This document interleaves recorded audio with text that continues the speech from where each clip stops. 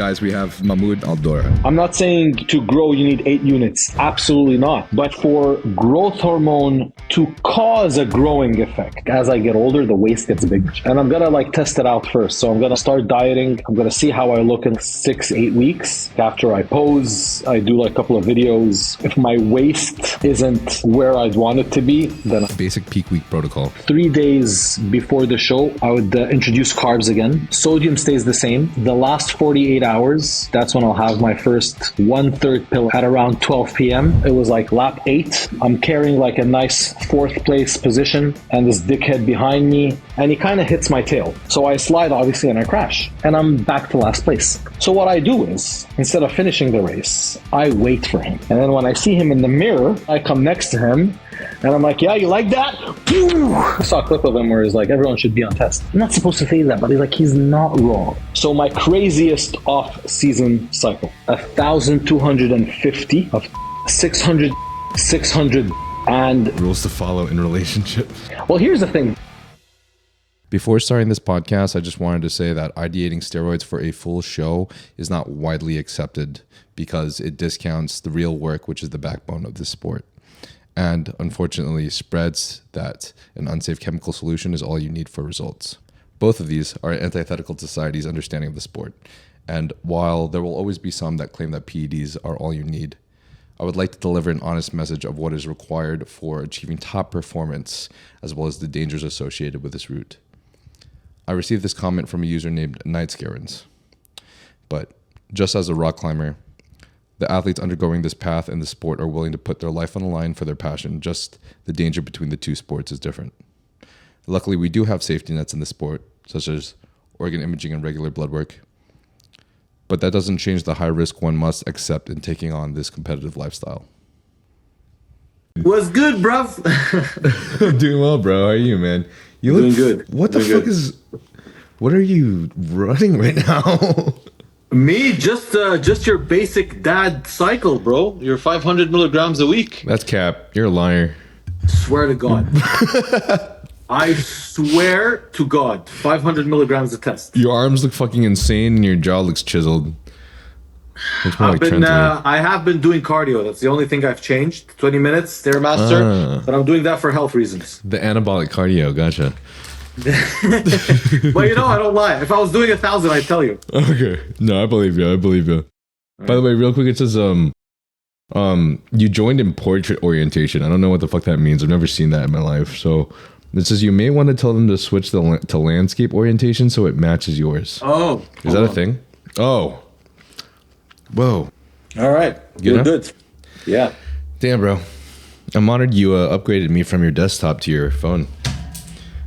Oh. It's an honor.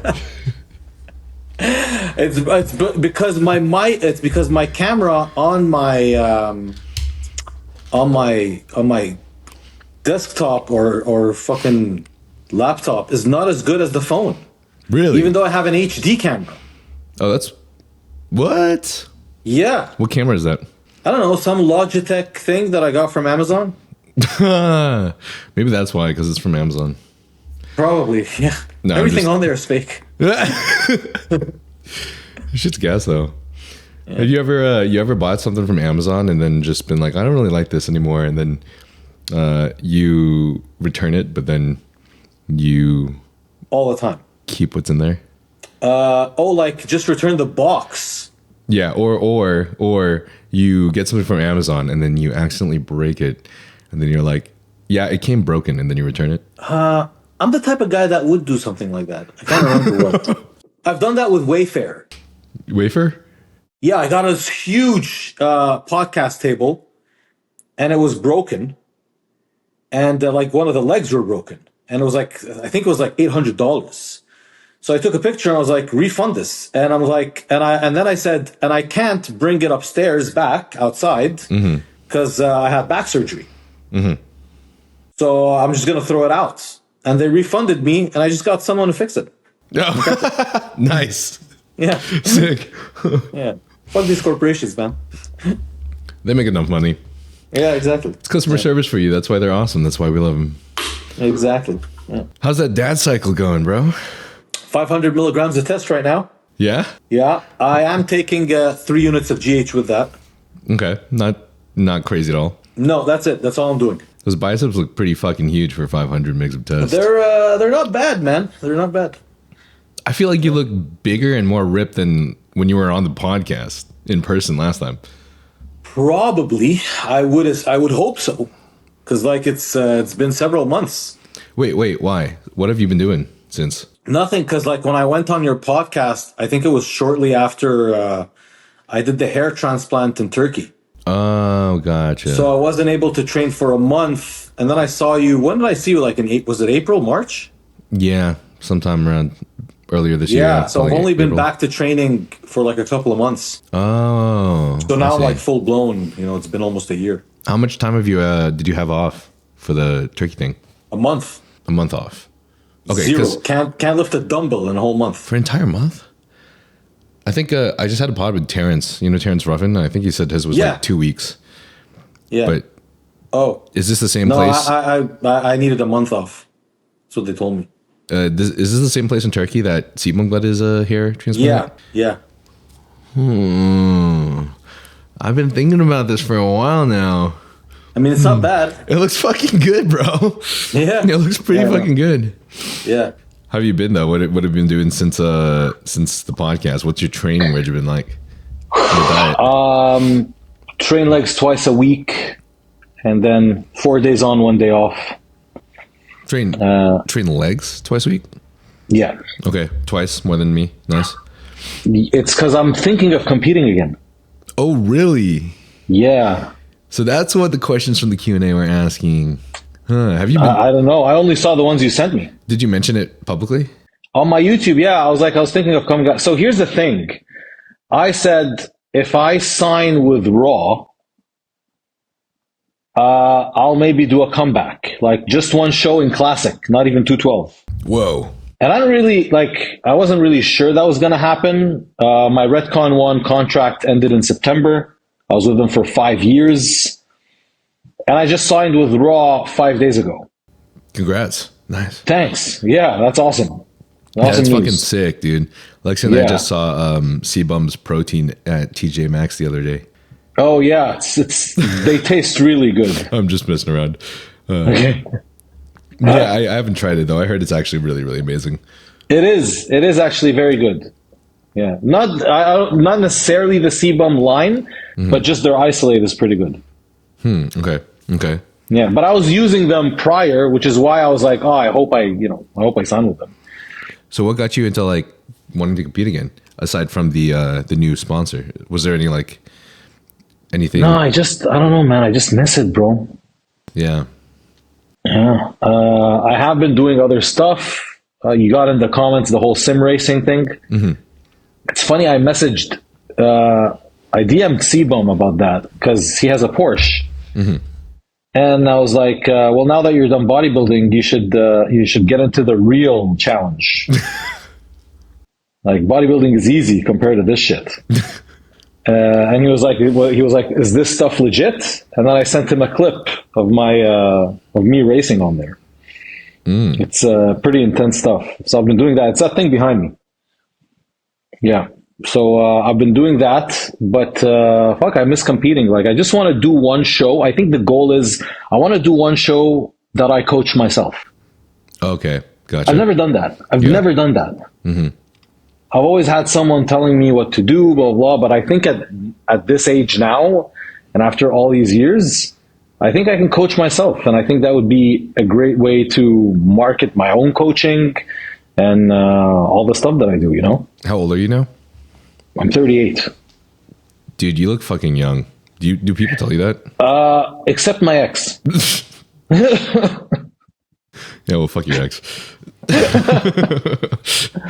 That's it. Everyone else, yeah, I get 31, 32, something like that. Yeah, that's a big ass deal. Like, I bet if you shaved your beard too, it would be like pretty insane. If I shave my beard, I'm like 20 something again. No, for real. Like, Yeah, I feel like probably. that makes all the difference. Like, people started guessing my age 3 years older than they normally guess when I started growing out the mustache. I bet it, little hair transplant, little clean shave. That's at I least think I'm 5 doing years. that. Yeah, but all the chicks like the beard. All of them. They do. Yeah. It's the strangest thing ever. All I'm the like, you ones don't like me. I tell my girl, like, you don't like me looking younger? Yeah. She's like, no, keep the beard. I like the beard. I mean, I know there's some girls that like it clean shaven, but fuck them, honestly. Yeah, okay. Exactly. I'm literally thinking of 2 specific friends that I know. I always give them shit for liking it clean shaven. I'm like, yeah, do you also like them 18? Probably. Exactly. And they like maybe like much lighter tones on a guy. Like blonde hair. Usually they go hand in hand.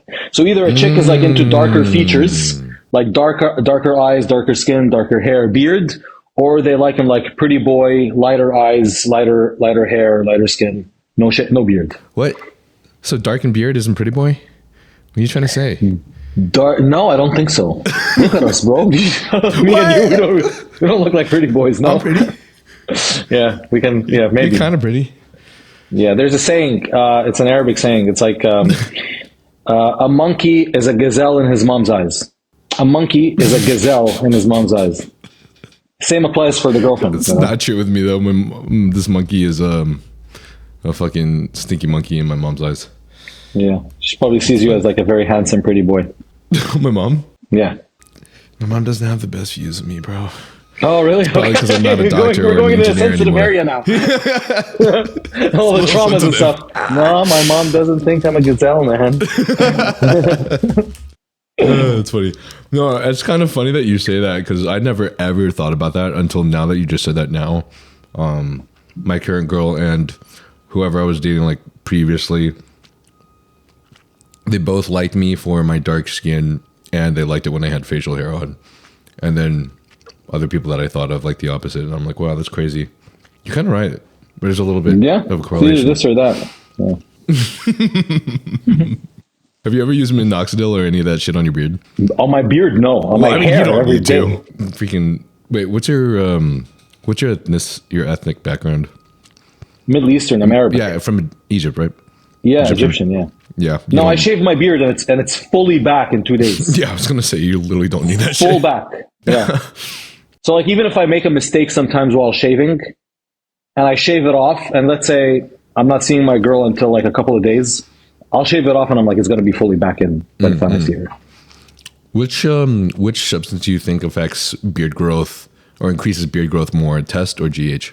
No, test for sure. Test for sure. Yeah. Absolutely. Test grows all your hair everywhere. It does. Yeah. Even in the places that you don't want it to grow. Facts.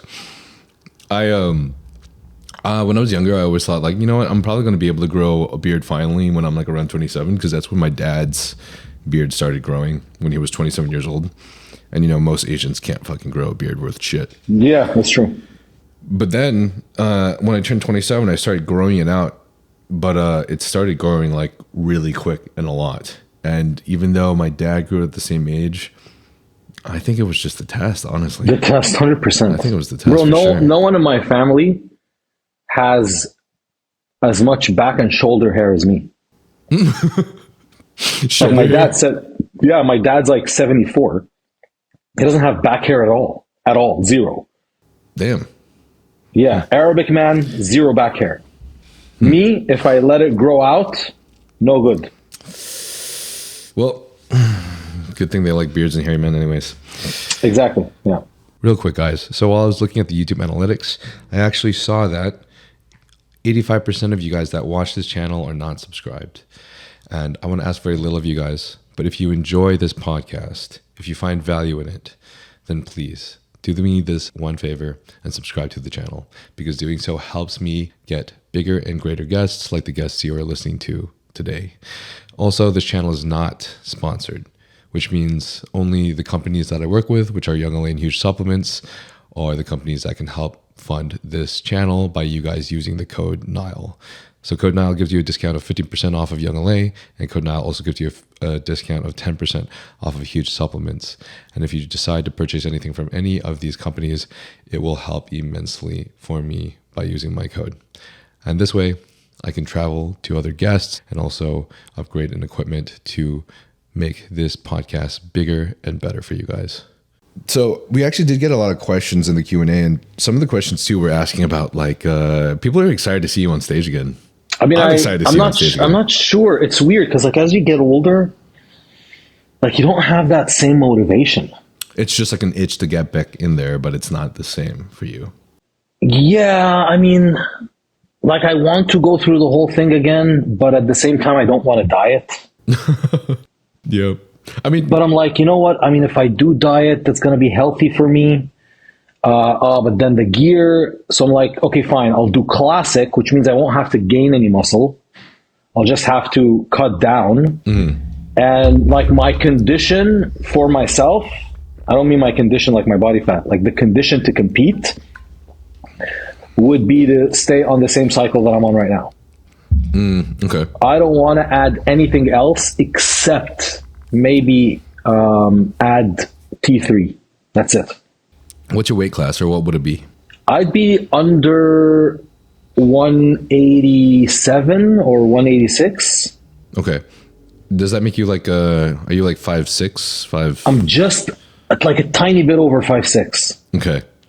So I'd be around the 186. That makes sense. Mine's 196, and I'm just over. I'm like 5'7.5". So, how much do you weigh right now? I'm always floating around 203, 204. 203 or 204. Okay. Yeah, just 500 tests. Like I'd have to lose 20 pounds. Around 20 pounds. Keep my muscle mass.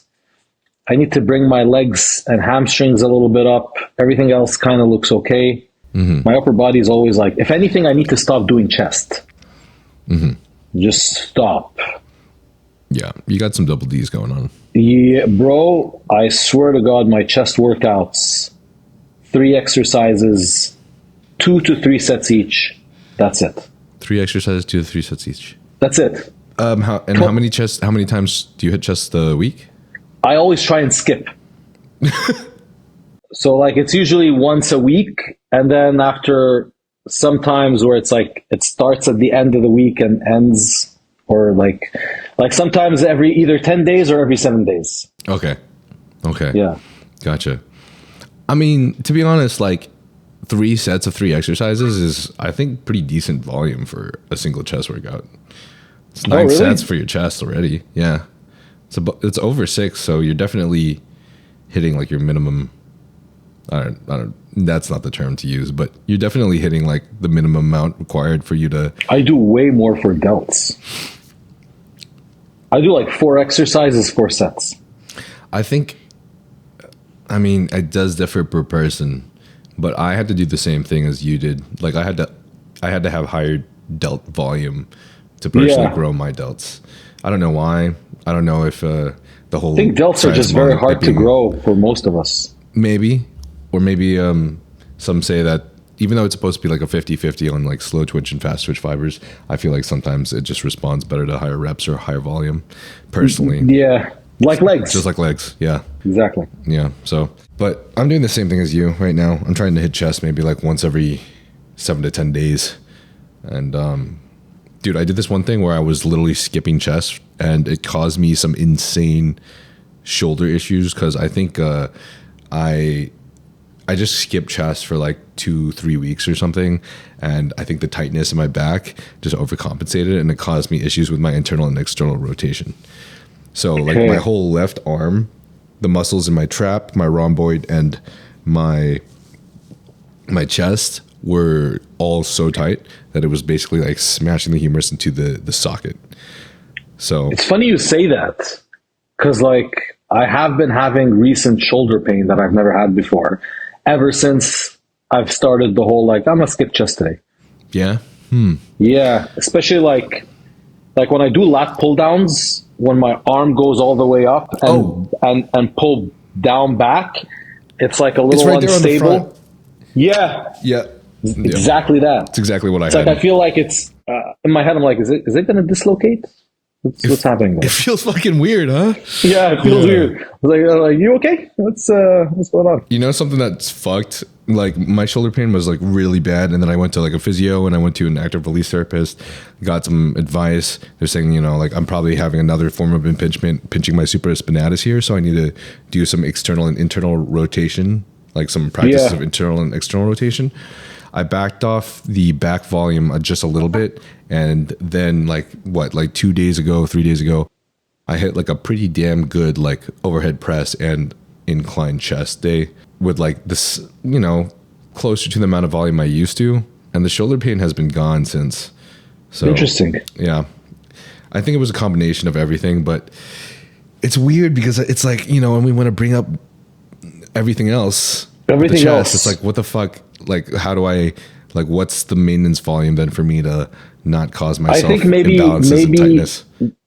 Like we can do shoulders twice a week as well, just like legs. Mm-hmm. And then with like one of the shoulder days is going to be like half shoulders, half chest.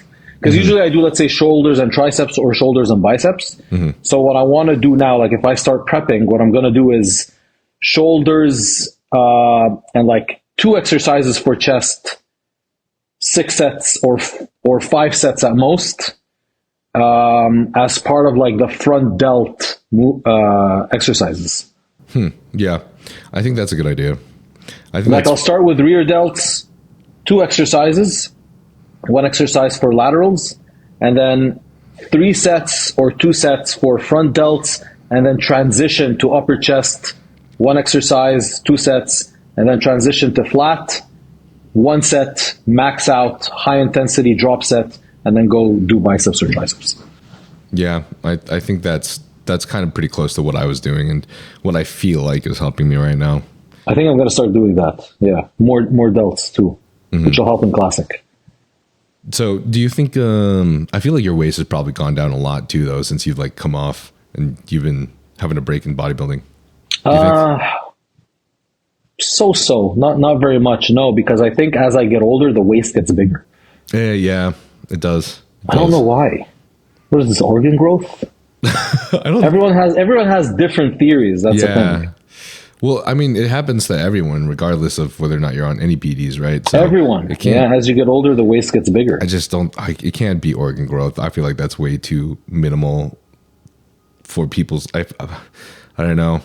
I feel like it's just with our physiology. Whenever we get older, you know. Yeah, so I think that's going to be my biggest challenge. That's going to be my biggest challenge, and I'm gonna like test it out first. So I'm gonna start dieting properly. I'm going to see how I look in like 6-8 weeks.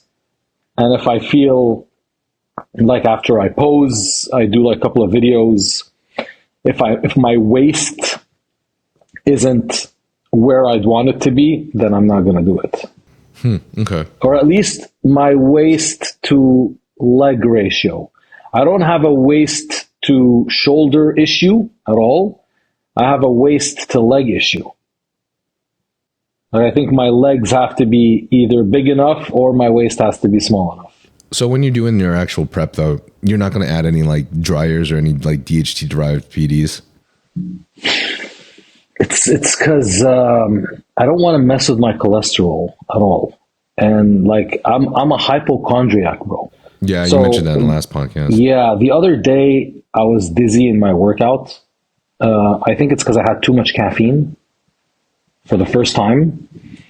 And like I usually don't have a lot of caffeine, but this time I guess I forgot that I had a cup of coffee, and then I drank a pre-workout. And I went to the gym and I was like kind of dizzy, and like when I looked quickly left and right, I'd get brain fog and I'd feel like unstable. I called my one of my best friends is a doctor. Mm-hmm. So I called him on his cell phone, and I'm like, I think I'm having a stroke. Do I go to the hospital? And he's like, what? I'm like, yeah, I think it's happening. I think it's happening right now.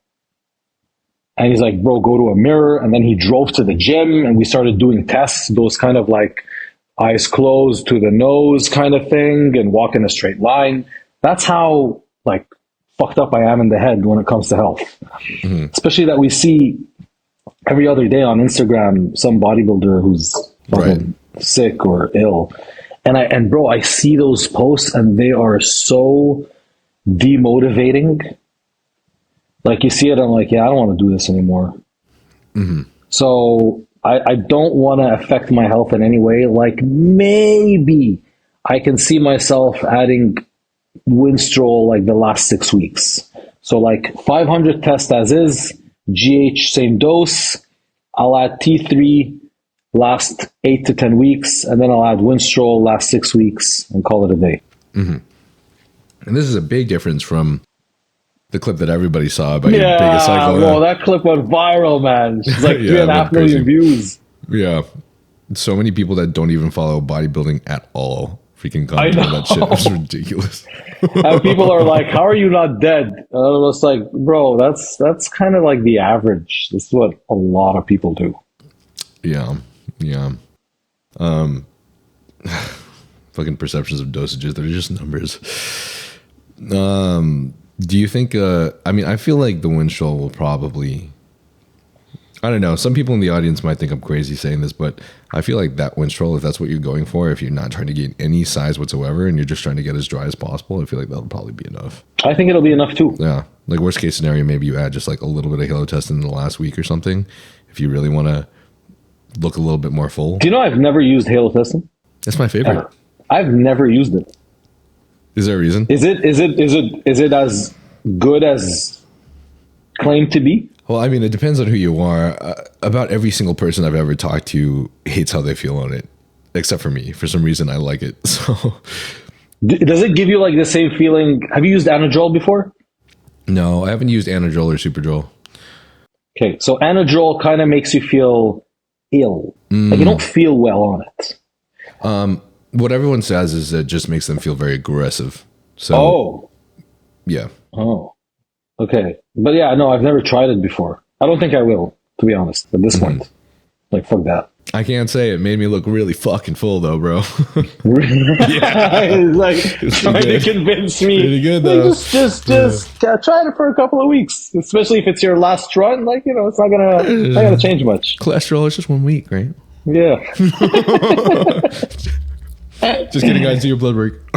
Yeah. I'm excited to see what you're gonna look like, bro. I think you're gonna look insane. Like I was just shifting through your photos from, I don't even know which competition it was, but I was looking through the pics so I could post something for the Q&A, and some of your stage shots are fucking nuts, bro. Like how big you are, but like yet how defined and crisp you look in some of those photos is unreal. But I was always in like the top 3 when I competed as a pro. I was always like any show I did, it was like, oh, I'm competing. So whoever's battling for the first place, like I'd be automatically assumed to be one of the challengers. I was always very dry, especially in my prime, like 2019. Those were the good years. I missed 2020. And even in my comeback, which was after my back surgery, 2022, I did Vancouver Pro. I placed 3rd after like not competing for 3 years in the 212. So, but I think that's why I stopped. I didn't like my look very much. Like there was a significant loss of volume. Like, yeah, top 3, amazing for a pro show. Wow. After not competing for 3 years. But when I looked at the videos and the pictures, I was just like, fuck, you know, and you know what was strange? It wasn't my legs from the front were okay. My legs from the back were better because I think muscle maturity kind of kicked in. So you see more of the hamstrings, the lines, those weird inner muscles between the legs. But it's like the density in my delts and arms, especially my shoulders, and upper chest. It's funny we're talking chest, but like on stage, like that area right here, that pop was not there anymore. And that's why I'm thinking, okay, maybe it'll work in classic. Maybe classic will be enough. Because bro, and with classic, it's weird because like you see shows where these incredibly genetically talented people, it's like you see them and you're like, I'm not fucking beating that. Like no way. And then there are other shows where there's like no popular people in there, and they look like fucking amateurs, and you're like, fuck, I could have done that and won that. Yeah, it's very hit or miss sometimes. It's really like whoever shows up. It really is. Mm-hmm. And then you kind of try and you try and plan it, right? You're like, well, maybe I'll do India Pro or something, like one of those shows in India. There's one show, I don't know what's it called. But then probably some other popular guy who hasn't qualified for the Olympian yet. He's like, I'll go snatch that India show. And you go and you're like, oh, fuck. Really? Yeah. Out of all the places? Yeah. You know? I know. So like you said, it's hit and miss. Do you think you'll be able to get like as a crisp and defined enough? Because I feel like classic more so than 212 and way more so than open. I just feel like one of the things that's winning for classic right now is just how much detail you can come on stage with. Like, I don't think I'll have a problem. I don't think I'll have much of a problem with that. You did have a lot of you had a lot of detail for your size, so I don't think, especially so if I come in smaller. Mm-hmm. It's when I competed in 2022. I remember before carb loading, when I was like fully depleted, I reached 183, 184. Mm-hmm. Okay, but the thing is, I was on a lot more gear. Yeah. Than I'd be doing now. I'd say like you'd probably subtract 3 to 5 pounds from that, maybe. Dropping if you dropped all the gear. If you dropped all the crazy stuff. Around, yes. I don't know, man. We'll see. I mean, we're still starting. Like, the year hasn't even begun yet. There's a whole lot of time anyway. But I have a photo shoot in January, I think. And I think from now till January, I'm going to slowly start like dieting for the shoot itself, and I'm going to see how my body starts to look, because your legs go the first thing. Oh, yeah. Yeah. First thing that starts to get smaller is your legs, and then you're like, oh, shit, okay, I am not where I thought I was going to be. Mm-hmm. This might just be bro science, but when I got my knee injury, when I had to stop doing legs and basically like... I know what you're going to say. Your legs grew. Well, I actually wasn't going to say that. Oh, no? Okay. I was going to say, because sometimes we stop doing legs and for like a week, and like it kind of like, you know, that's bro science too. Like kind of replenishes and grows. It's probably true when you've been like training so hard and you're depleted, and then you like take off legs, like lowering that stress, and then also just the amount of volume. Like, I think it's hard. I think we don't realize how much volume we do when we do a hardcore leg day. And it's a fucking lot, bro. Yeah. There's no other workout regimen I've ever done that's more taxing on me than a hardcore leg day. So that's probably what I feel like that is. But for me, it's like when I had the injury, I had to take off it was like 2 weeks of me not doing legs or even being able to do cardio and stuff because I was limping the entire time. After the show, and even like a week after, so it was like maybe 2.5 weeks after I injured myself, bro, my legs fucking shrunk into like string beans. They got really defined, but they just got fucking so small. And did they get small like in your head or actually? Because you know very well, like we always have the worst perception of ourselves. Yeah, but since I was depleting for the show, and also after the show I came off compound, so I flanned out more.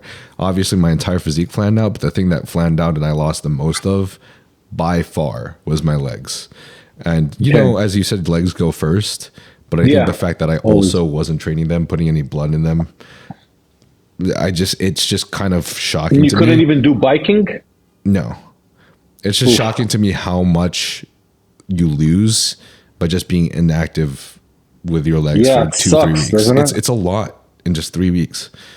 So yeah, it's like, why are you betraying me like that? Yeah. I don't know how this can help ever, but hopefully I'm like thinking maybe in the future, if I really don't want my legs to flan out too quickly, just to make sure I continue hitting them with proper volume up until peak week or beginning of peak week, a few days before, not a week. Oh, I forgot to ask. When you said the thing when you're in the gym doing the caffeine thing, what did the doctor say? He's like, well, if you want to be extra safe, you can't go to the hospital, but you don't have enough symptoms for anything. Okay. He's like, they're going to tell you either have like a virus or you're tired. Did he say what he thought it ended up being, or did you figure out what it ended up being? Yeah, I think I just had just caffeine. A lot of caffeine. Shit. That's it. Fuck. Yeah, and it was also something else. So I take NMN every day, 500 milligrams. Okay. And how do you feel on that? I don't feel anything, man. I don't feel anything. I'm honestly sick and tired of these fucking podcasts where they're always promoting some miracle HRT medication. Yeah, that keeping your youth. Like, you want to keep your youth? Go fucking do Botox, man. Like, all these supplements, I doubt do anything. But anyways, I'm still on it, right? Because I'm an idiot.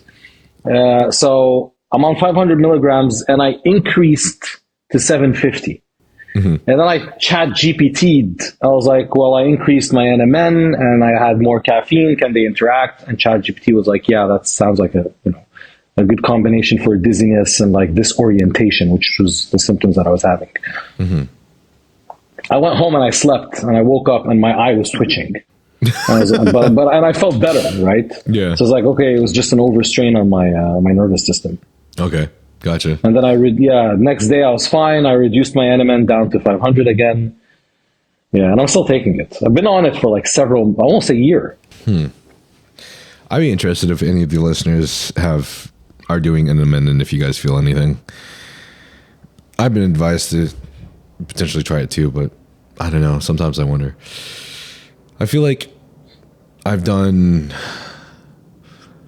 like even BPC and TB for some people. Some people feel like they have hardly noticed any difference. I feel like it's helped me in certain times. Like I feel like sometimes I feel like it's just in my head, and then sometimes I feel like I injected into my shoulder for the last several days, and I feel like my shoulder is so much better all of a sudden, and I don't know why it is. Is it because I did chest day, or is it because I added BPC, or is it both? Yeah, I think it could be the BP. Like I've tried BPC, and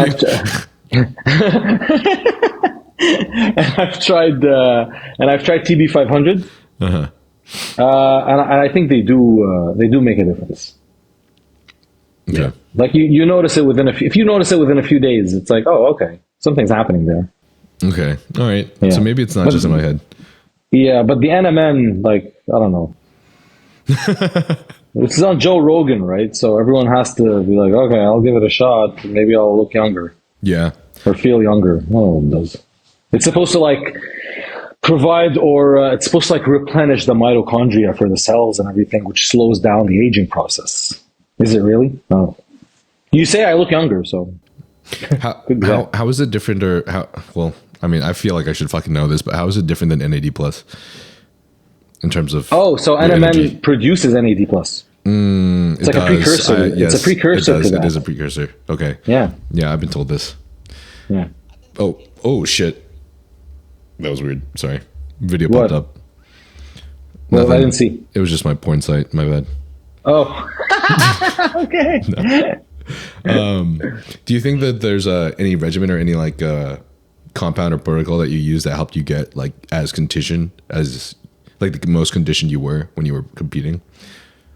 Substance? No. There's only T3 and Clen. I hate Clen. Worst thing ever. Yeah, I remember you saying that. Yeah, like the jitters and shit. Especially Worst considering how ever. you felt off of too much caffeine. I could see how that could be miserable. Yeah, I'm not. My body doesn't deal like. I don't drink. When usually I take pre-workouts, I take half a scoop. Yeah, I take half a scoop too. Okay. Yeah. Well, I try to. I mean, you and I are probably similar. I try to keep my doses small with, I guess, everything. Except now, since you're a fucking podcast, I'm doing more tests, so it's all your fault. Gotta bump those numbers up. Those are rookie numbers. I try to keep my caffeine like around 150, under 200 megs a day, and then every time I like feel great in the morning and I don't have like a podcast or something I need to focus on, I just try to take the day off of caffeine because. I always, every day I have to have my morning coffee with eggs. Like this is like a ritual. And I think I do it more for the taste and the feeling. I don't really, it doesn't wake me up. I just Like I just like the flavor. It feels right, bro. It just gets you started. Yeah, it just man. feels right. Like, Yeah. I think when you get used to it, the flavor just feels like it kickstarts your day too. Yeah, yeah. I think that's what it is. Yeah. I'm the same way too. It's annoying. Even on the days I have off of caffeine, sometimes I just get some cold brew out of the fridge and I just take a little sip at least. No, just so I can feel it. I have to have my cup of coffee every single day. So wait, how long has it been since your last competition? October 2022. October 2022. Yeah. Okay. It's only been a couple of years. It's not. Yeah. It's not it too has. long. And then before that, my last show was Dallas Pro 2019. 2019, and that was 3 years. So before like your straight consistent season, it's been probably about 5 years. Exactly. Yeah. Okay. What do you feel like your blood work's been like since you've quit? Or what? I just had recent blood work. Like? Everything is fine. Everything is fine. Nice. Knock on. No, do I got wood from someone here? No. Yeah, knock on wood. Yeah. The most thing that I look at, to be honest, for me, is like my blood palettes, like RBC, the blood thickness, hemocrats, red blood cells. I think the density of the blood is something that a lot of bodybuilders overlook. That is your main, I think, thing that you should be focused on, along with the other tests that are related to the heart. So circulation and heart. Unless you're some jackass that's doing Tren for 12 weeks and then Halotestin for 6 weeks, and then your liver is like screaming for help, or your kidneys are screaming for help, then you do have another problem. But I think main issues for bodybuilders: circulation, heart. Yeah, I can agree with that. Aside from Justin Harris in our podcast mentioning his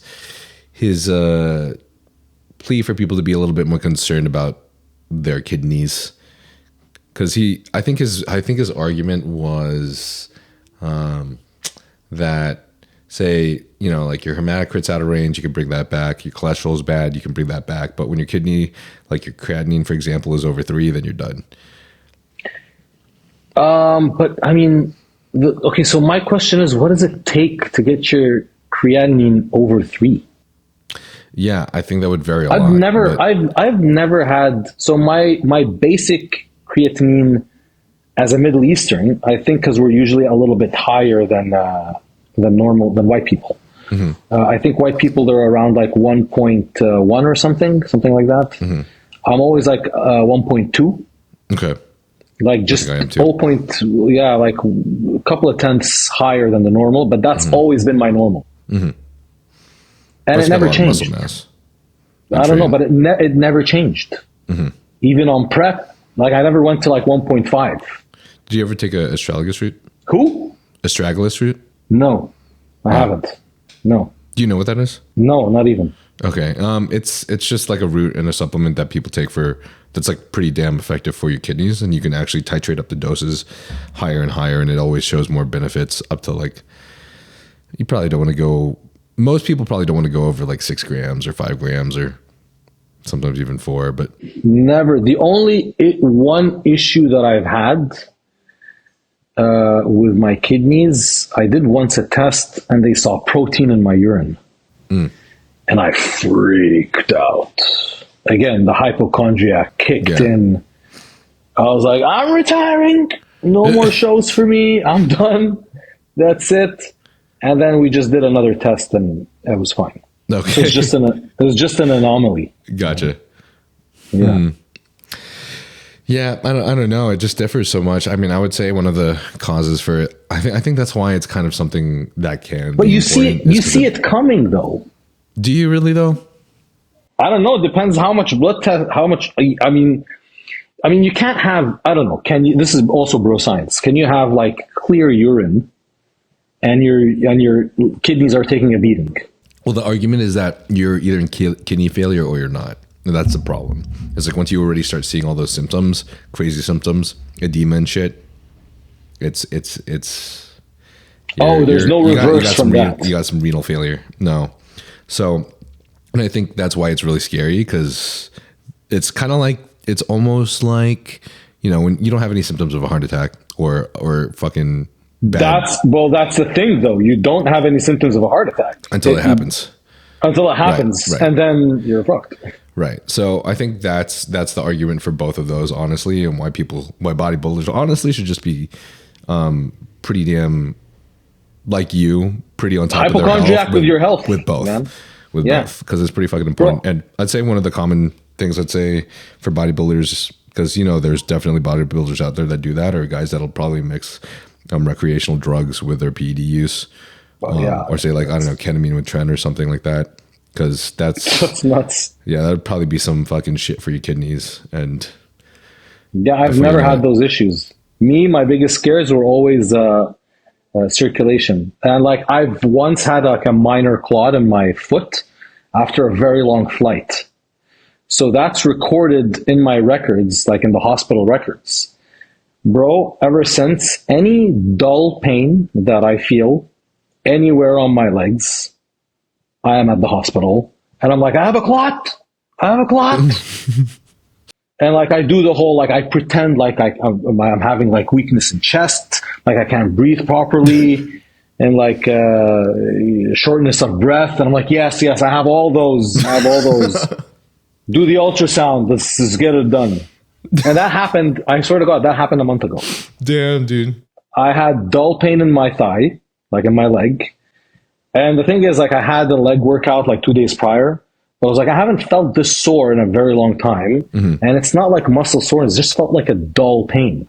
Mm-hmm. And I was like, yeah, this is probably a clot. And again, like, one of my best friends is a doctor. My other friend is a head nurse at the Montreal Jewish Hospital. And I'm texting everyone. I'm like, I have a clot. This is it. I'm going to the hospital. Are you sure you want to compete again? But you know what? That saved me, I think, by being very health conscious. I think it does. Actually, one of the questions was actually relating to this. I think they were asking about your relationship, about relationships in general. What was it? Hold on, let me check.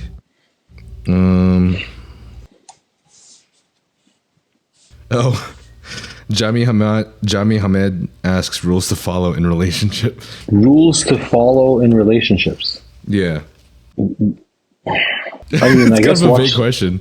Yeah, it's a kind of a very vague question. Whatever well, I don't know. Whatever the fuck your girl wants you to do, I guess.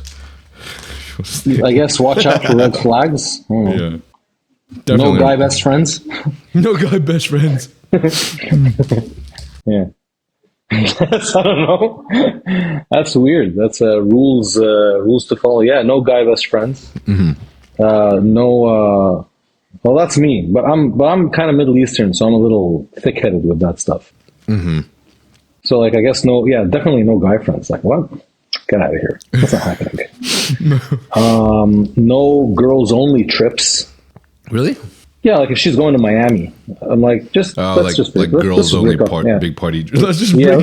now. Yeah. Damn. Let's just break up now. No, man. That's the second one. So those are two rules. Mm-hmm.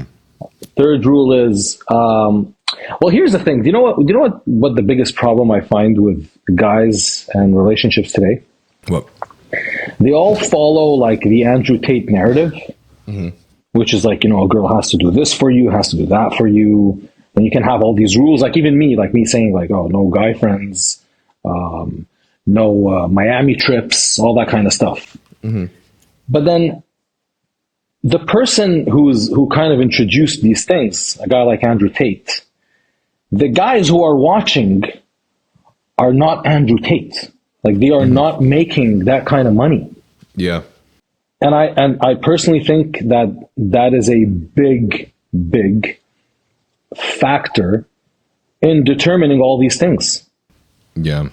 Like why would she listen to you? Mm-hmm. What are you providing more that she can't provide for herself? Mm-hmm. I think that's the question. So let's say if a girl has a very decent job, okay, and she travels. She's able to afford traveling. Well, what can your money do different for that part, like for traveling? Can you afford business class for both of you? Can you afford way more expensive hotels than the ones that she goes to? And if, let's say, she has her own place, well, can you afford a much bigger house for both of you? Or are you also going to provide the same 2-bedroom, 1-bedroom apartment?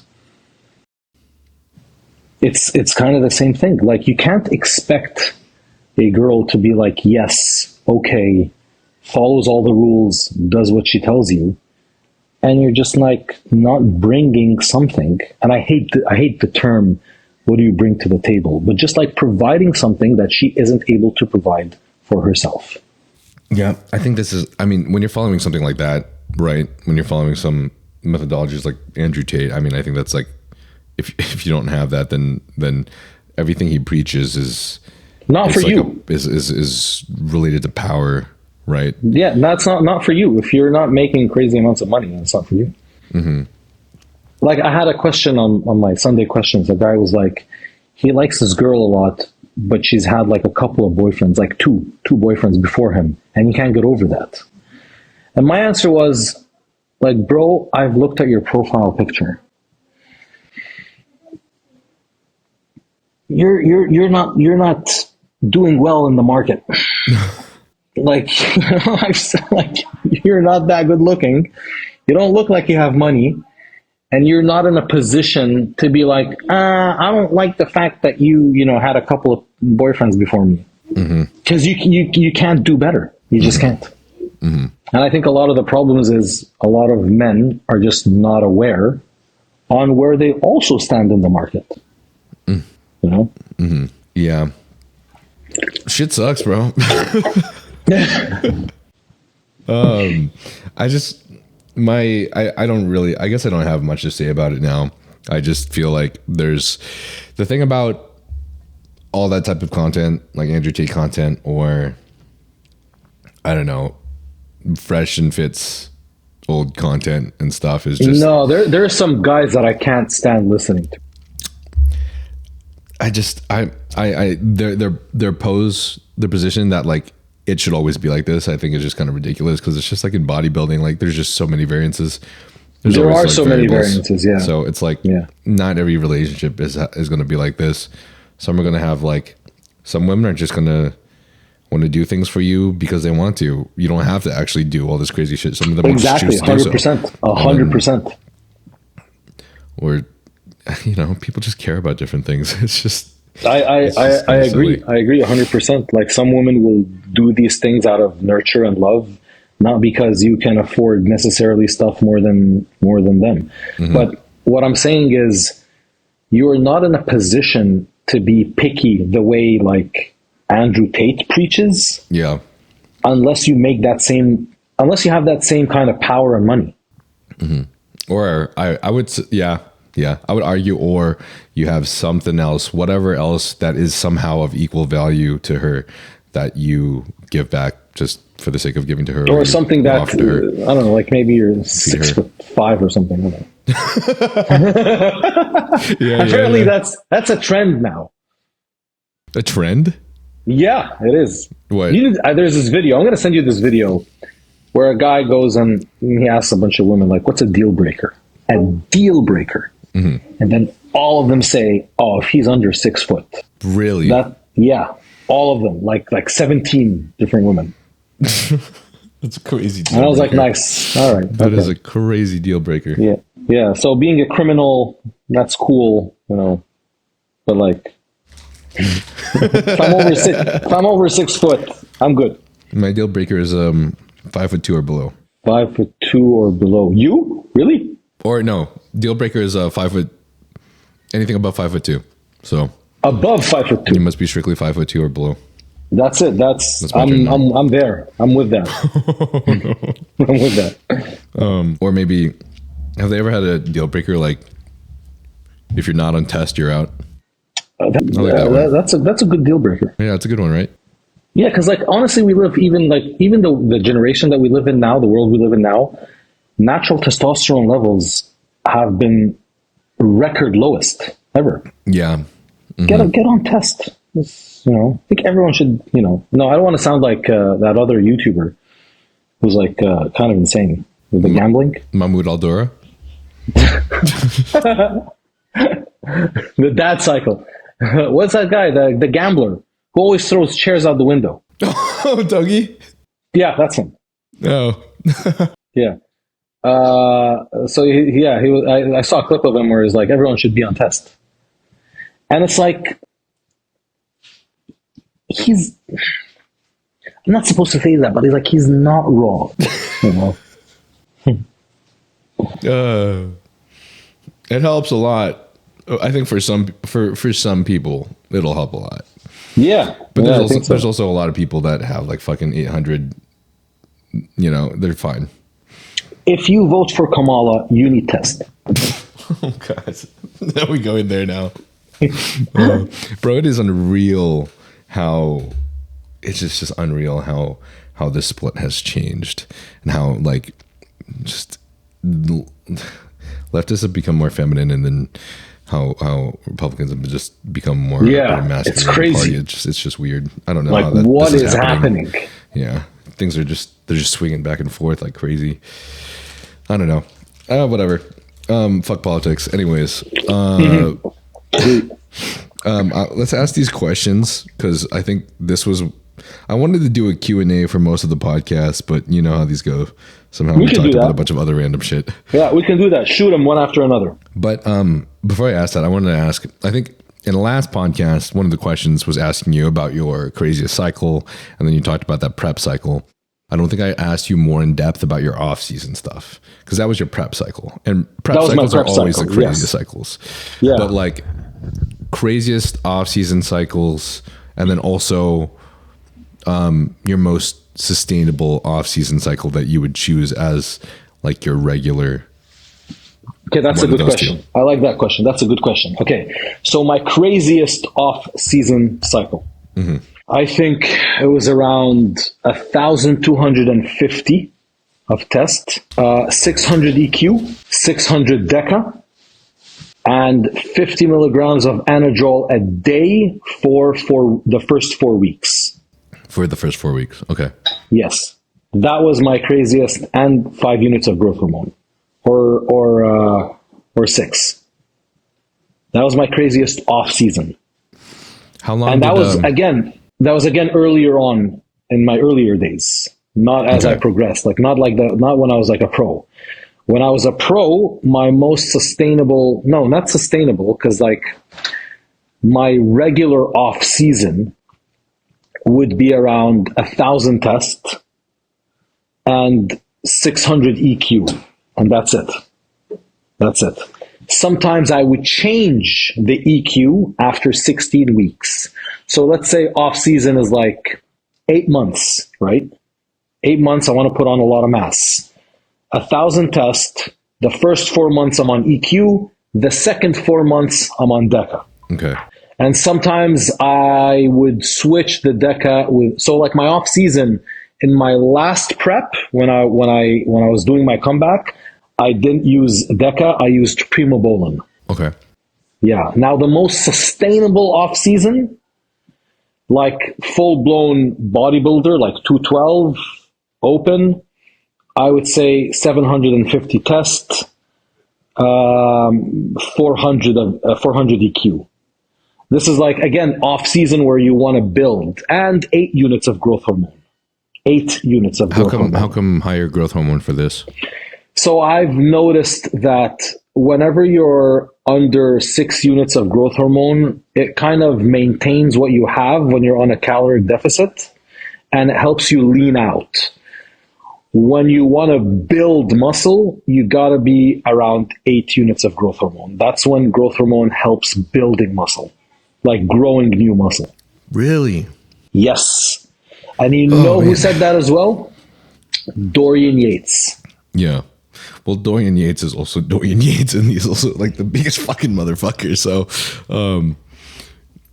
because I don't know if I'm having a hard time agreeing with like that's how much you need to build muscle. I mean, at the end of the day, it also comes down to a lot of factors. Like you said, there's a lot of variables, like food. How much protein are you taking? Yeah. And yes, the more protein, the more you're going to grow. I personally feel. And with my experience, whenever I was higher on protein, the more I felt I was building muscle. Now, a guy like Jay Cutler, I remember in his videos and his prep, he was more on the high carb side, but like he was intaking 1,000 grams of carbs a day. This was like 2006, 2005, Jay Cutler. Now the question is to ask, well, maybe is the protein, like, is it really high protein or just high calories? I think because like it worked. I remember the vast difference between Ronnie and Jay.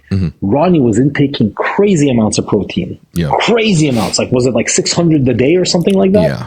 Crazy amounts. Ronnie is a fucking freak for sure. Yeah. And Jay Cutler was more on the carb side, but they were both, like, again, 1,000 grams of carbs just from carbs is 4,000 calories. I think it's total food. I think it's total food, keeping your estriadol in a good range for you. Yeah. And then that all affects your final result of how the GH affects you, including your IGF-1 numbers. Whether or not your liver IGF-1 values is indicative of your systemic IGF-1, I think it's all probably affects, it probably affects your body similarly. But I would still stick to the claim that for growth hormone to really help in building muscle as opposed to burning fat, the dose has to be increased to 8 units. Interesting. Okay. Before I ask, I want to ask if you ever felt like having... Can you hold on a second? Yeah. What the hell? Like, really? You're on the phone on speakers?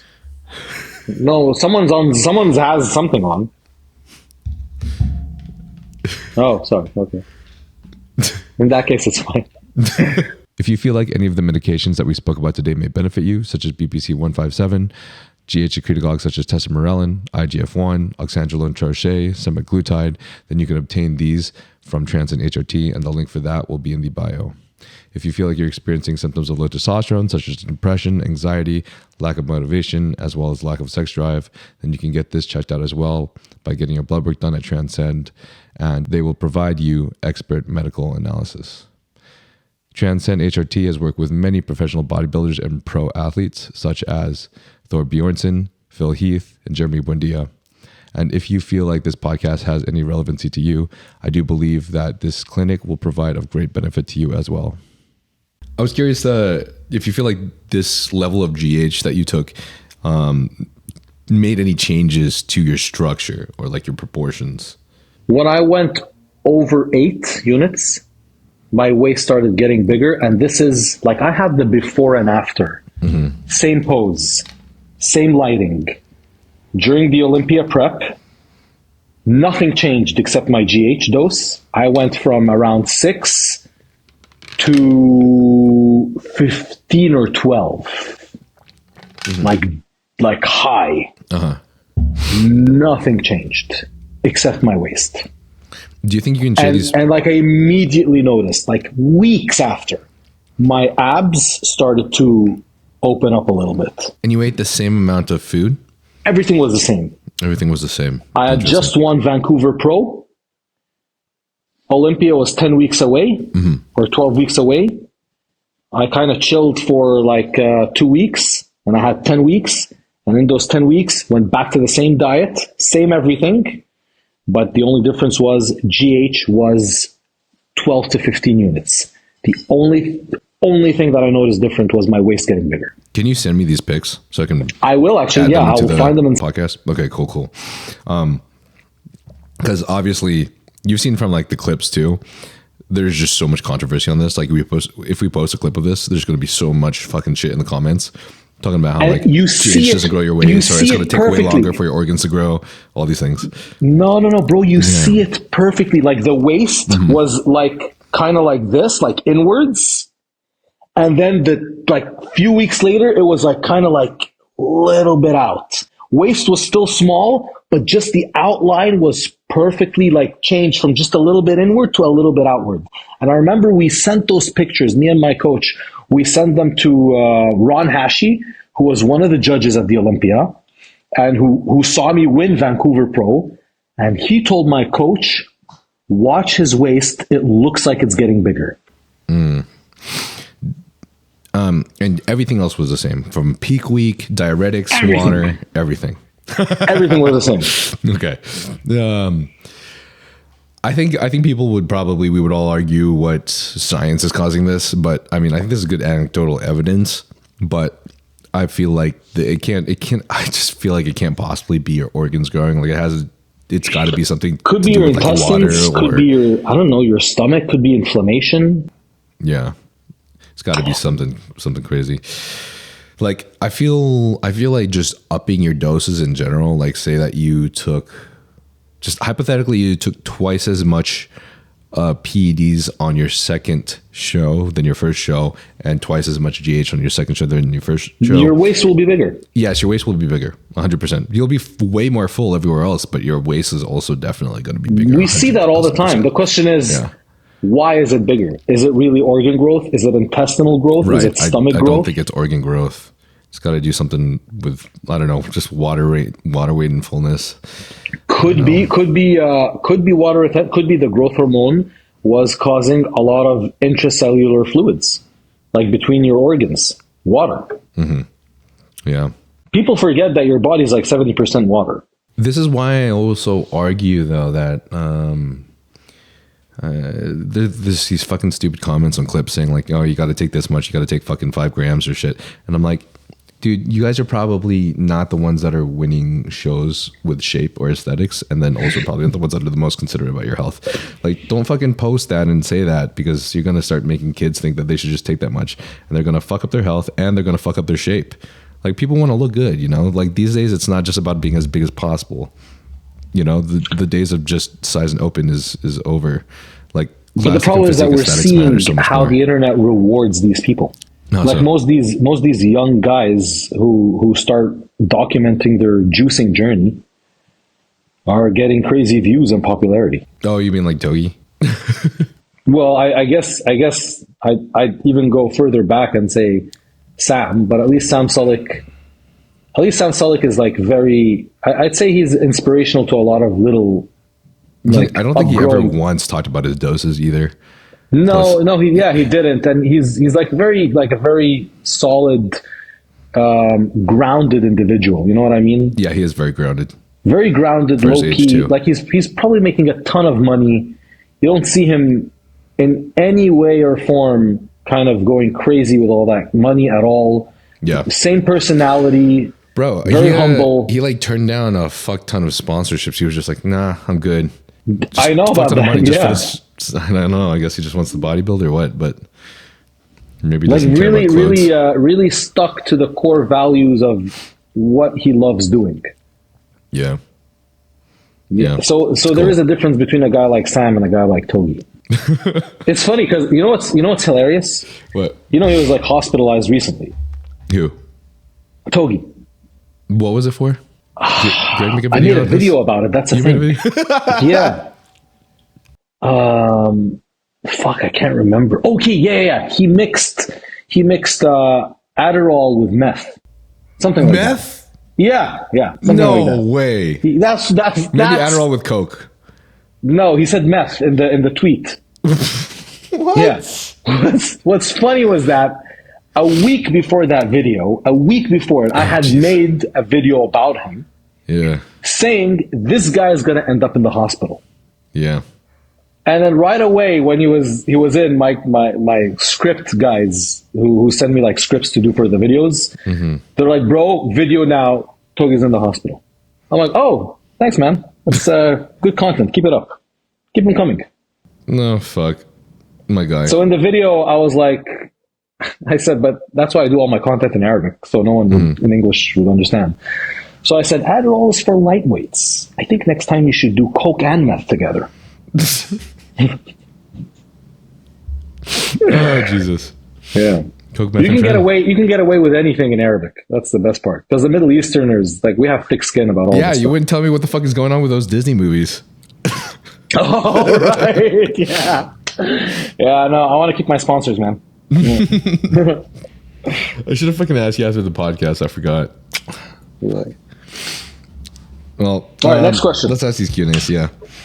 Oh, for the craziest off-season cycle and the most sustainable off-season cycle, how long were you running those for? Or how long did you say those, you felt like those should be run for? So the one that I did, the 1,250 test, 600 EQ, 600 DECA together, I ran those, I think, for 4 to 5 months. Okay. The sustainable ones, again, we're talking bodybuilder off season to actually grow. We're not talking what's the term? We're not talking bridging.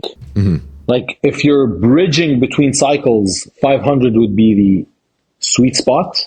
Bridging, not TRT, bridging. But if your sustainable off season would be around 750 test, 400 EQ, and you can go as long as 8 months, but then switch the EQ after 4 months to primobolan or something else. Okay.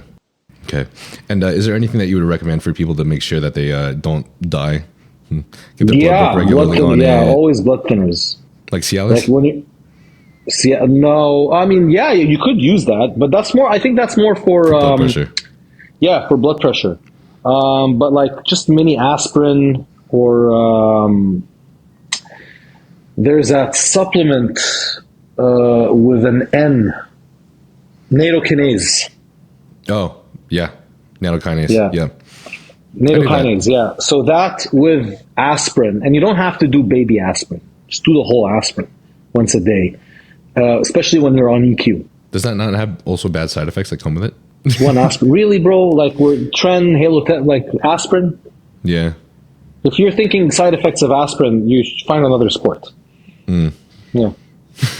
Oh, shit. As much as I love talking about this shit, I feel like with this podcast, I should definitely sometimes talk about health.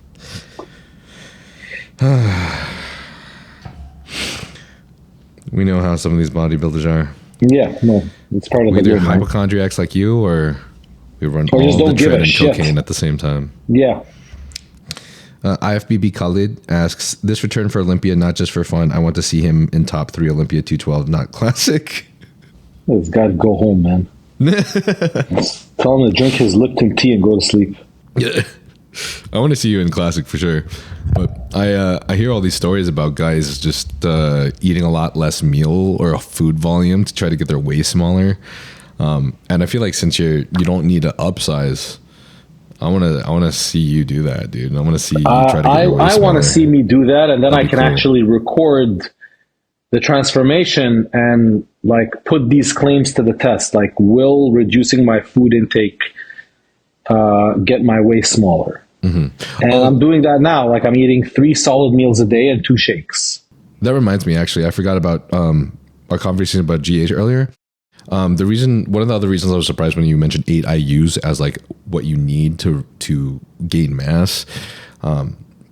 I am fairly confident that Patrick Tour likes to keep his doses with his athletes from 4 to 6 IUs. I don't know about his like big open bodybuilders. I'm sure like maybe they've titrated upwards. But So let me correct something. Yeah. I didn't say to grow, you need 8 units of growth hormone. I said for growth hormone to cause a growing effect, you need 8 units. Okay. There is a big difference. Gotcha. So I am, because you gotta revisit that part, because I'm not saying to grow you need 8 units. Absolutely not, because you grow with food and the anabolics, right? Yeah. But for growth hormone, that in particular, just the substance to aid in growth, then it has to be 8. Okay. So I'm not saying to grow you need 8. I'm saying for growth hormone to make you grow, you need 8. Okay. There's a very big difference between these two statements. Separately from its aiding effect on food and PEDs. 100%. training. We're talking about the substance itself. Growth hormone during cycles, even at lower doses, helps you with your appetite, helps you with your health, your skin and all that, helps you metabolize carbs properly, helps you keep you lean, causes lipolysis, like causes fat loss. To add muscle growth has to be 8 units. I feel like this 8 units though there has to be some kind of factors that bodybuilders are doing in addition to this 8 IUs that is causing this actual growth. Cause like, you see patients taking a full serostim a day and they're not incurring. But it prevents muscle wasting, right? Yeah. And they're not exercising or probably eating properly. Yeah, I guess we don't know if they are. You don't know, but the whole point of them taking very high doses of growth hormone is to prevent muscle wasting. Right. So and the virus causes muscle wasting. So what does that mean? It exactly means that at higher doses, growth hormone builds muscle. Okay. That's just based off of that logic. Yeah. If a drug at a certain dose prevents muscle wasting with someone with a very strong viral condition that breaks down muscle, then that means that this drug is helping build muscle against the virus that is breaking the muscle down. Gotcha. But if they add a fuck ton of calories to that too, they'll get fucking huge. I don't think people with AIDS are eating much calories. Yeah, no, probably not. Probably not anywhere close to us. Yeah. Poly fucking D asks difference in doses between off season and prep. Kind of answered this already. Yeah, we answered that one. I just say listen to that clip of his prep and compare it to what he just said about his off season. Yeah, exactly. Jam and Shell asks, what are your goals for 2025? 2025. Well, the goal is there are several goals. One, I want to build Raw as a brand in the Middle East. Two, I want to try and compete one more time in Classic. And three, a goal that's kind of separate from all this. I want to get a 2000 iRacing score, which is that thing behind me. Basically, the average sim racing score is 1,500. I'm 1,300 now. To be an average racer, you have to be 1,500. That's like the average. So I want to be 2,000, a little bit above average. Bro, what are you doing with your life? It's so difficult, bro. This thing fucking takes hours. Hours, bro. I'm up to like 5 a.m. Damn, that is crazy. Yeah. I'd probably get like a score of 10, maybe. I don't think you probably get banned. Yeah, I got banned twice for like once was like 2 weeks, once was a week, and once was a month. What for? Various things. So one was deliberate, intentional wrecking. So basically, it was like lap 8 out of, and there's like 12 laps, so we're almost done. And I'm carrying like a nice 4th place position. And this dickhead behind me, they know what they're doing, right? They're not stupid. He's like behind me, and I'm defending very well, holding my position, and he kind of hits my tail. And then I spin out. You spin out instantly, because this thing is like, it's a simulator for professional race car drivers. So it mimics exactly what happens in real race cars. Like the braking pedal, everything, the steering wheel is exactly like a real race car. So I slide, obviously, and I crash. So then I go in the pits and I repair my car, and there's like 1 lap left, and I'm back to last place. So what I do is, instead of finishing the race, I wait for him, like to come around. And he still has 1 lap to go. And then when I see him in the mirror, I step on the pedal, and then I come next to him, and I'm like, yeah, you like that? Fire. And then I probably swear, I'm like, fucking bitch. That's what you get. That's what you get. And then I hear on the radio, I'm going to report you. Wow. And I'm like, I'm going to report you. Bro, why are you reporting me? I'm just on a dad cycle. Yeah. And then I get reported, and then I get banned. Oh, that's bullshit. So that was one of the bans. Damn. Yeah. Do you feel so like my goal, huh? You feel like you could do real racing without dying? So I was going to get into a real race car about 2 months ago before winter, and I chickened out, man. Yeah. And I got to see the car, and we were kind of doing like a fitting. Basically, the seat and everything has to be like for you, you know. And I got into the car, and it was like parked. We're not on the track or anything. It was in the garage. And it's very expensive. Like, so it costs to practice for 1 day on the track $10,000. Wow. Yeah, but the race team owner we agreed that we do kind of like a sponsorship where I pay half and he'd pay half. Yeah. So in return, that I'd YouTube all that and do all that kind of social media stuff. Jesus. So I was like, all right, $5,000. Holy fuck. Yeah, it's the most expensive thing ever. So I was like, yeah, all right, I can do that. I can pay $5,000 for a practice session, you know. And you need about 3 to 4 practice sessions before a race weekend, and a race weekend costs around $25,000, and a season costs $150,000. Jesus, bro. So I see the car, I get into the car, and I'm like, yeah, I'm not doing that this year. I need another year of practice. The second I got in there, I can't explain the feeling, but it's like, it's not a joke anymore. Like, you can mess around in the rig. Like, most that's going to happen. You restart your race, you press a button, you restart, you get banned, worst case scenario, insult a guy back and forth, you know, you get frustrated, your day is ruined. But like, when I got into that car, it's like the angel of death comes in with you. And he has his like pad. He's like, so are we going to collect today, or, you know, it's going to happen? Like, you really feel that presence of a very strange energy. It's like, and it's scary, because if you're doing 180 on a track with concrete barriers and you do one mistake, you are into that barrier at those high speeds. Yeah. And there's no reset button. Yeah. So I decided to wait, and I'm going to be doing that in 2025. So increase my iRacing score, and then have at least one practice day with a real race car. Wow, that is crazy. Yeah. Oh, that's intense, man. That's a fucking insane thing to do as a hypochondriac, just saying. So it's weird. I don't care. Like, I'm totally okay with it. It's like I'm cheap with TVs or technology, or like buying shit around the house. Like, if I'm buying a couch, or if I'm buying a new TV, bro, it'll take forever for me to change a TV. Like, the TV has to be damaged for me to change it. Or even buying like AirPods.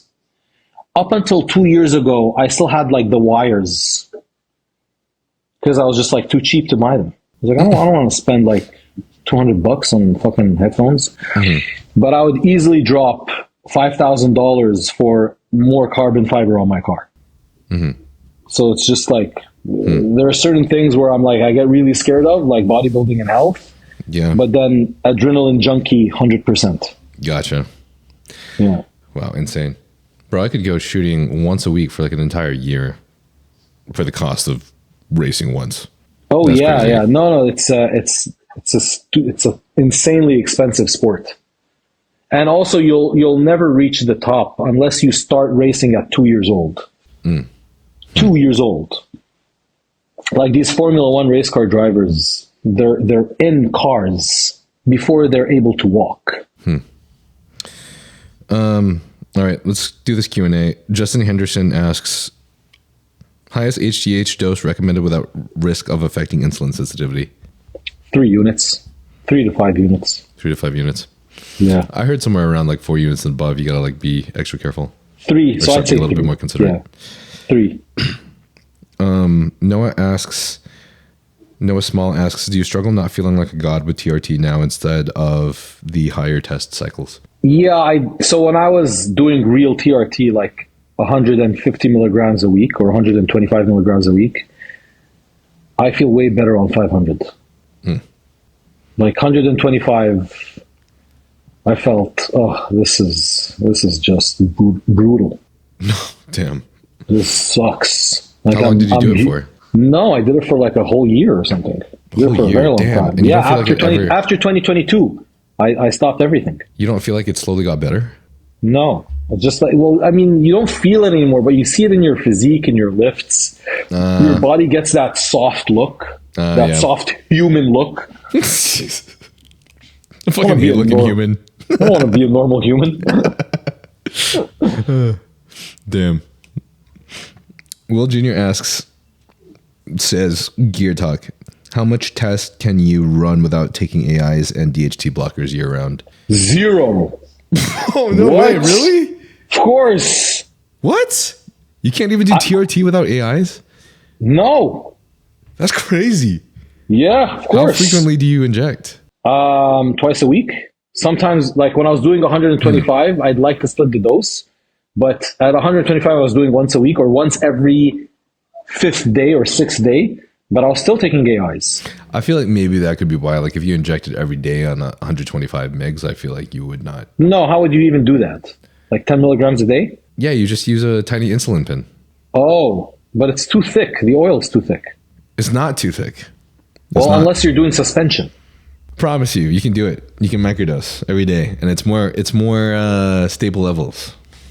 Okay. It's I'm too lazy to do that. It's a new age thing for the old guys. Okay, I'm too lazy to do that. I wouldn't do that. It can be annoying. The max for me is like twice a week. Gotcha. I don't want to pin more than that. I feel like twice a week is a minimum. I feel like you got to do at least twice a week for sure. Yeah, 3 times twice a a week is week. probably better. I agree. Gear Talk thoughts on using TRT or lower test and another compound as a base? Another compound as a base besides test? No, test is king. Yeah. You agree? Yeah. Yep, for sure. I did Deca only for some time. I know someone who did that as well. It fucking sucked for me. Yeah, I can assume. Thought my head was in the clouds. No sex drive. Yeah, exactly. No, we don't want that. Will Jr. asks again, question for you both. What advice can you give to improve weak points like legs and back? More frequently. No, back is very different than legs. I feel considering our fucking whole chest issue shit going on here, this is harder for me to give advice now. I would do back. I would say more intense, heavier weight, lesser reps, like just balls out heavy. Rows, dumbbell rows for me is like king for back. Heavy dumbbell rows. And for legs, it's volume. Okay. Volume and frequency, like just doing it more. You don't think it's just volume and frequency for back too? Like at least doing it more, regardless of whether it's heavy or not? Yeah, doing it like, because if you're doing it very intensely, you need time to recover. Like if you're going really heavy, you need time to recover. You do need time for, you got to watch how much volume you're doing. So I'd say like maybe once every 5th day. If you're going for back. I'd say if you're going super heavy and super intense. Yeah, super heavy and super intense. Super intense. Yeah. With legs, volume.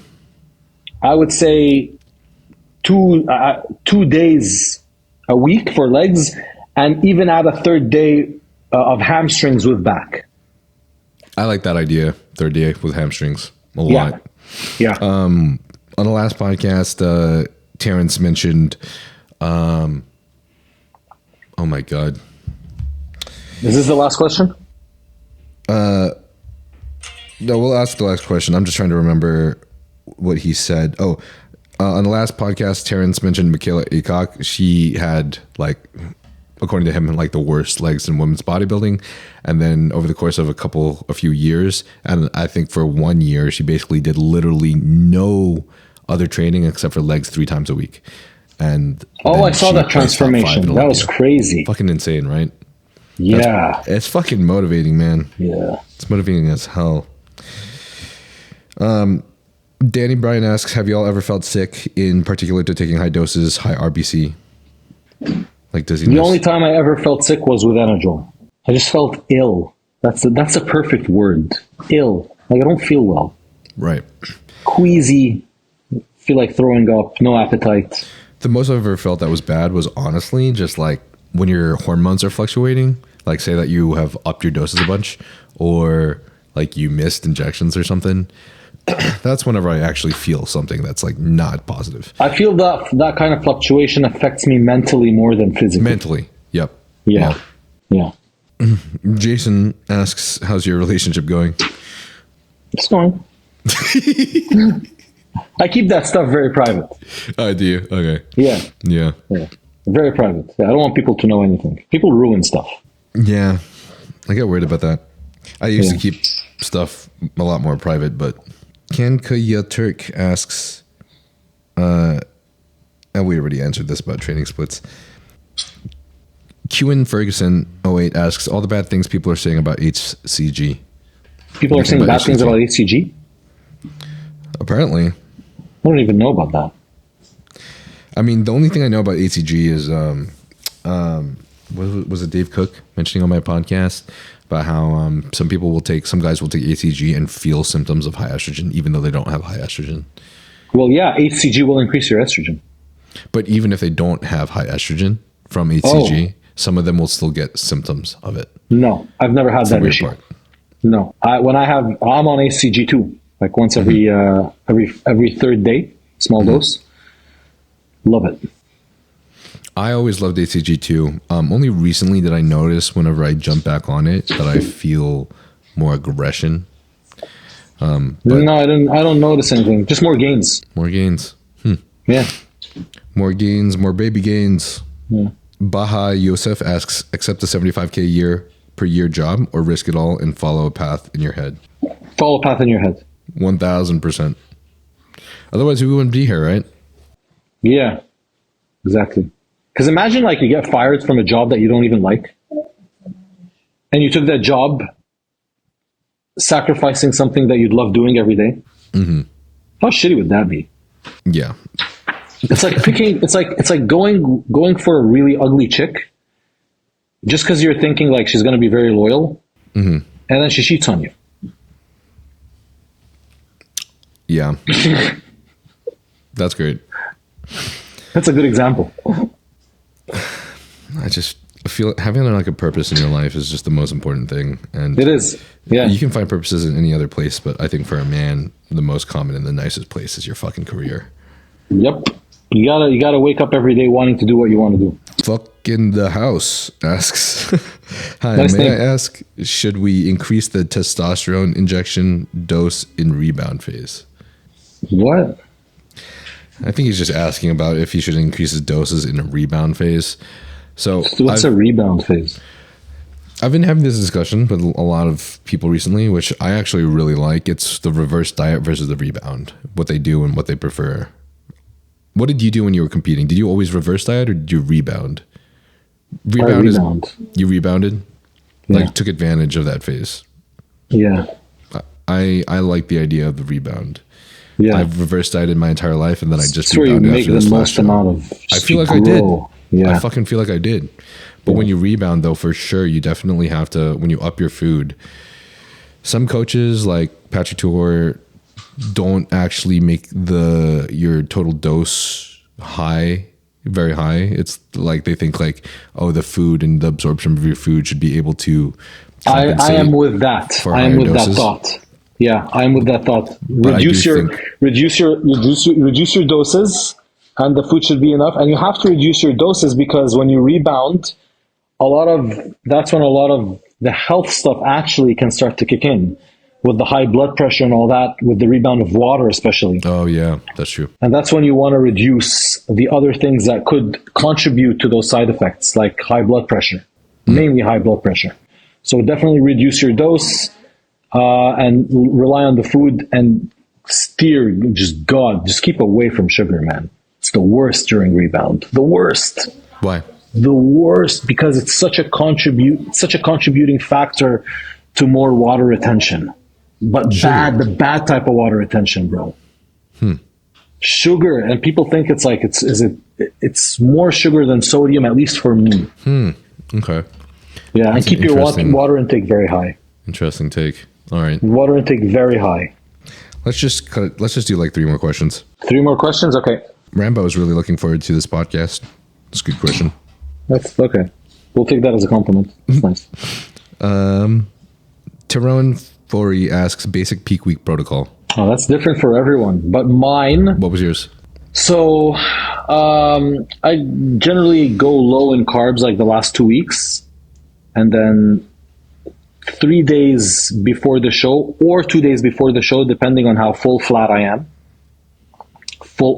am, I would introduce carbs again. But when I carb load, I have clean carbs. So just like rice, maybe add some ketchup, a little bit of ketchup. Sodium stays the same. And the last 48 hours, so 48 hours before I step on stage, that's when I'll have my first 1/3 pill of diazide at around 12 p.m. And then before bed, around 9 p.m., I will have another 1/3 of diazide. Okay. I'll wake up in the morning, so now we are 1 day out, and I'll look at myself in the mirror. And this is when I also start my carb loading with the first pill of diazide. So 48 hours out. And then 1 day out, when I wake up, I'll look at myself in the mirror, and then I'll decide that day whether I will take 2 more diazides, like 2 more 1/3 diazides, or I will not take except 1 more 1/3 diazide before bed. And then morning of the show, I will wake up and I will have the same decision again. Do I need to take 1/3 or even 1/4 or none at all? So 48 hours out, 2 1/3 of diazides, so 2/3 total of diazide, and then 1 day out, either another 2 1/3 or just 1 1/3, and then morning of either none at all or 1 1/3. Do you feel like you're more water attentive than average? I am, yes. Okay. That would make a lot of sense then. Yeah. I'm a little bit more too. And I noticed some people don't need any diuretic. I definitely need at least a little bit. Probably Yeah, not as I know. much as you, I but for I sure can't a little compete bit. without it. I have to. Yeah. Yeah, I hold water very easily with carbs. Same. I feel like that's a dark skin thing. Kind Do you of. think? Yeah, exactly. feel Because like the it darker is. they are, the more they hold water. Yeah. Yeah, it could be. White people are always fucking dry, bro. I know. Especially those Germans like Urs. Fuck those Yeah, guys. yeah. The top North European guys. Yeah. Fucking shredded cunts. Juicy K69 asks, how does he manage his blood pressure? Is it better to stick to 1 med or 2/3 in 1 pill? Oh, I don't take any blood pressure medication. I don't take any blood pressure medication. What do you do for blood pressure? I monitor it, and so a lot of people are going to disagree with me on that. When I'm eating a lot of red meat and a lot of junk food, my blood pressure is usually 138 over 80 or 138 over 79. When I added cardio, like I said recently, I added cardio, 20 minutes of Stairmaster, I reduced my red meat intake and I reduced my junk food intake, and my blood pressure now is around 128 to 132 over 76, 78, which is like, okay, Yeah. it's fine. And this is without any medication. I'm not taking any beetroot extracts, nothing of that. Okay. Cool. Yeah. Yeah. Nice. That's it. Wait, how much how much do you do that cardio? How many times? How frequently? I do cardio about four times a week to 5. Okay. So basically after every training session, except on leg day, and I do 20 minutes of Stairmaster, speed 8, up until 15 minutes, and then speed 12 the last 5 minutes. Basically, I go up around 85 to 90 floors. Speed 12 is pretty fast. Yeah, it is pretty fast. Yeah, but Shit. I'm working more to get my GO2, I guess. Whatever. Is it VO2? VO2. VO2 max? VO2 max, yeah. GO2. Okay. VO2 max. Yeah. VO2 max. Do you ever do any any sprints? Any No, zone 5? bro. My knees are, no. Yeah, that shit's hard. My knees would be like, no, bro, we're not doing that. I like the idea of doing those doing some little Grey Doucette shit and do the freaking, what is it? The biking? Cycle bikes. The freaking, you know, Yeah. the speed bikes? Yeah, like those that would be, idea, though. those would be cool. Because fucking doing zone 5 cardio makes me feel fucking good, bro. I feel amazing. I never tried it. I want to. I should. Healthy. Yeah. My LDL cholesterol is 252, while my HDL is 15. I'm currently on a cycle. Should I worry about it? I think so. Yeah, I think we should wrap it up with that question. Oh shit. Yeah. Yeah. I'd be calling my doctor friend and be like, I think I'm going to have a heart attack soon. Yeah. It's not the worst in the world, but I would definitely worry about it and improve that for sure. For sure. Definitely do something. Yeah. Definitely do something. Yeah. Do some cardio, bro. Get a fuck ton of fish oils. Take like 10 fish oils. Do a bunch of cardio. Maybe ask them for ezetimibe. Do some shit for sure, bro. All right, last question. Keen Cook asks both stretch marks. What do you guys think of them, and do they bother you?